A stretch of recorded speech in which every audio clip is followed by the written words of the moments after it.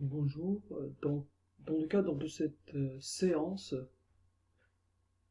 on va s'intéresser à la politique de distribution. Donc, les canaux utilisés par les établissements bancaires pour distribuer leurs produits, pour distribuer leurs services financiers.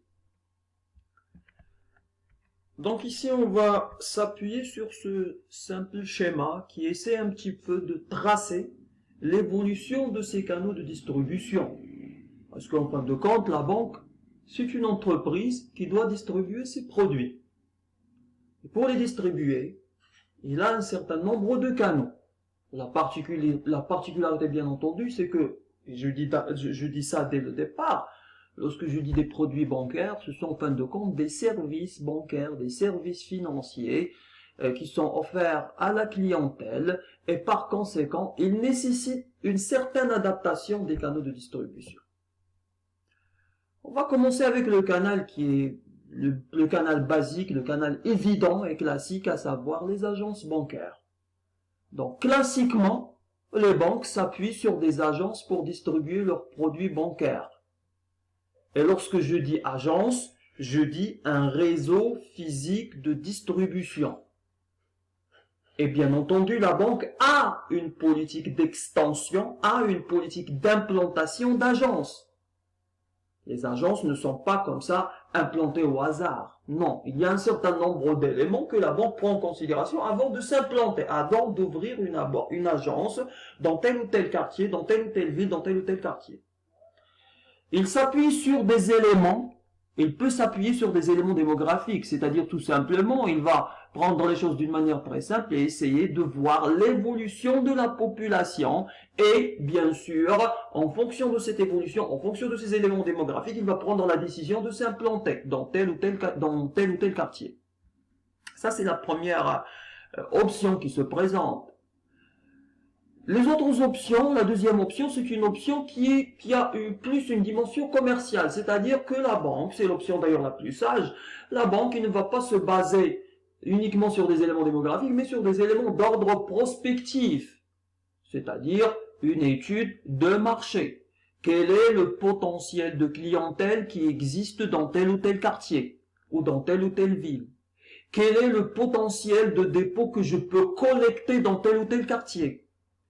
Quel est le potentiel de crédit que je peux distribuer dans tel ou tel quartier? Et ainsi de suite. Donc ce sont des éléments d'ordre prospectif qui sont, bien sûr issus d'une étude de marché. Maintenant, bien sûr, l'ouverture d'une agence, c'est une décision d'investissement. Et il va obéir à une logique de profitabilité. Je vais me poser la question. L'ouverture ou cette extension, l'ouverture de cette agence, qu'est-ce qu'elle va me permettre de générer comme revenu et qu'est-ce qu'elle va me faire supporter comme charge? Parce que, et là, c'est un autre cours, la banque, ou lorsque j'ouvre une agence, je vais générer ses revenus. Et ces revenus sont en général appréciés par ce qu'on appelle le produit net bancaire, qui représente pour la banque un revenu généré par telle ou telle agence. Et en contrepartie, la banque va supporter des charges. Et bien sûr, je ne parle pas du coût initial d'investissement, ça c'est une autre chose. Je parle des revenus qui sont générés, et ils sont représentés par le PNB, des revenus générés par l'agence, par exemple. Et je parle des charges, bien sûr, également qui sont générées par l'activité de l'agence. En général, on parle des charges générales d'exploitation. Donc les revenus doivent largement couvrir les charges. Et en fin de compte, l'agence doit être profitable, c'est-à-dire normalement, elle est censée générer du profit au sein même de cette agence-là. La banque, elle est censée générer un profit au sein de l'agence. L'agence doit être profitable, doit être génératrice de doit être génératrice de profit, sinon, c'est pas vraiment très très opportun de l'ouvrir. Donc, c'est une décision d'investissement parce que c'est un investissement physique. Maintenant, les agences, elles restent toujours un élément de base dans la politique de distribution des opérateurs bancaires. Mais, avec le temps, les banques ont évolué vers un deuxième niveau ou une deuxième génération de canaux de distribution, c'était pas vraiment révolutionnaire, mais c'était tout simplement une forme d'automatisation de ces canaux de distribution.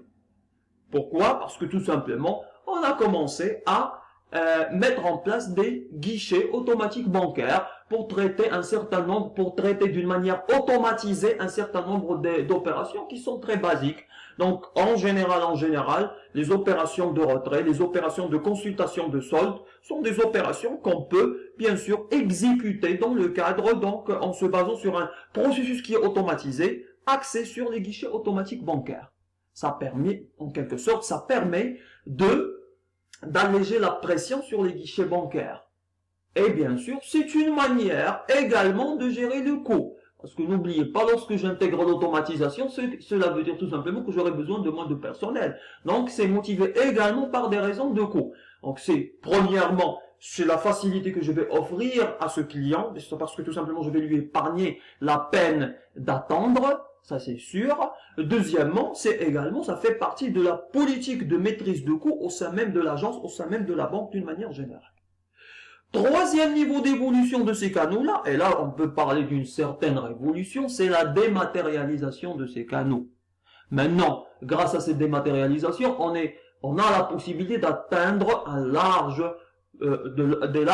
une large classe et de larges catégories de clientèle, différentes catégories de clientèle. Pourquoi? Parce que je me base sur la dématérialisation, et cette dématérialisation se base à son tour sur, premièrement, dans un premier temps, c'était Internet, on parle du online banking, donc la banque qui est en ligne, et avec l'évolution des smartphones, on parle aujourd'hui du mobile banking, c'est-à-dire mobile banking, donc c'est un nombre d'opérations que tous les clients ont la possibilité d'exécuter d'une manière dématérialisée en se basant sur Internet et en se basant également sur les applications mobiles.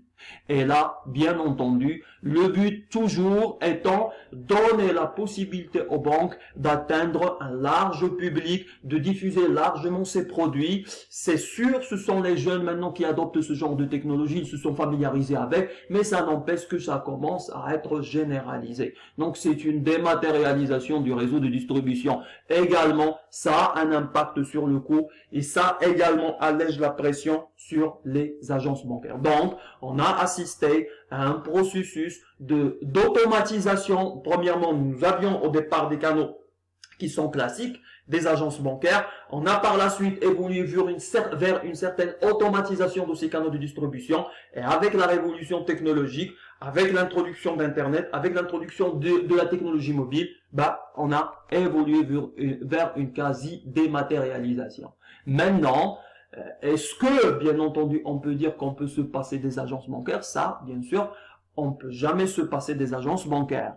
C'est sûr, lorsque je combine l'ensemble de ces canaux de distribution, ça permet à la banque de mettre en place une politique de distribution qui prend en considération des facteurs purement commerciaux, c'est-à-dire atteindre un large public de clientèle, atteindre un large public de clientèle potentiel. Deuxièmement, ça a des impacts positifs sur le coût parce que ça permet en quelque sorte de maîtriser les charges, quoique le coût d'investissement au départ pour introduire ces technologies il est trop élevé, mais à long terme, il s'est avéré que ces technologies restent très profitables pour la banque. Et en combinant l'ensemble de ces canaux-là, on peut mettre en place une politique de distribution qui est caractérisée par une certaine rationalité. Maintenant, il y a une logique dans ces canaux, dans la mise en place de ces canaux. Pourquoi? Parce que lorsque je dis automatisation, lorsque je dis dématérialisation des canaux, c'est un traitement de masse. Ça permet, en quelque sorte, de diffuser les produits bancaires auprès de la masse. Mais ça n'empêche que certaines catégories de clientèle, les clients qui ont un certain poids, que ce soit les entreprises, que ce soit les particuliers qui sont entre parenthèses fortunés, là, ils ont besoin d'un traitement personnalisé qui se fait au sein de l'agence bancaire avec un rapport personnalisé avec le chargé de clientèle. Pour dire que toujours à côté de ces canaux de distribution de masse, qui sont caractérisés par leur automatisation et leur dématérialisation dans un deuxième temps, les canaux classiques restent très très importants, surtout lorsqu'il s'agit des clients qui sont des clients de poids. Ils ont un certain poids, bien sûr, ils doivent et ils méritent de bénéficier d'une attention particulière de la part du chargé de clientèle, bien sûr, pour les fidéliser et les maintenir dans notre portefeuille de clientèle. Donc,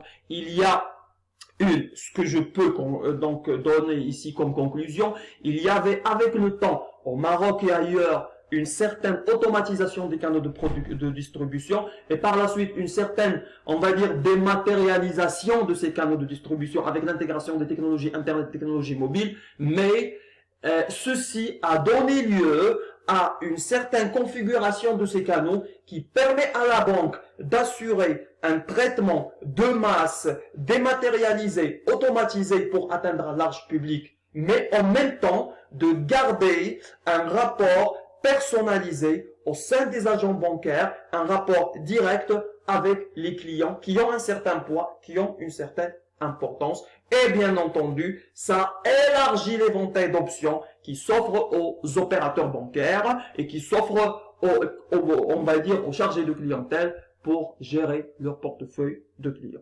Voilà, donc on va arriver à la fin de cette présentation. Bon courage.